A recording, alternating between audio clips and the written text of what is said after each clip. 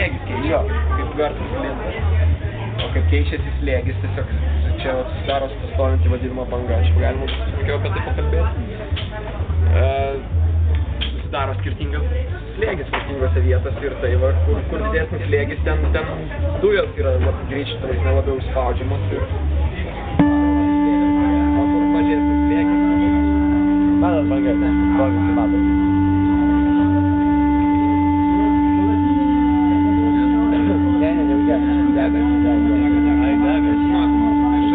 Slėgio nebėra, čia nepaduoda dujų beveik.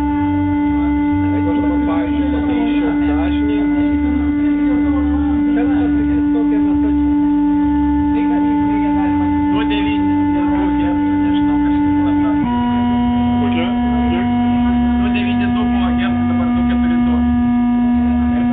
Netikėti jau fizikų.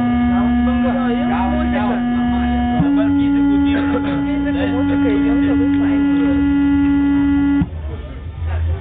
Galim ir muziką. Jo, fizikų dirba. Toliau patras. Psichologijos irgi jums atrodo. Mažasis. Žiūrėk, lyrikai.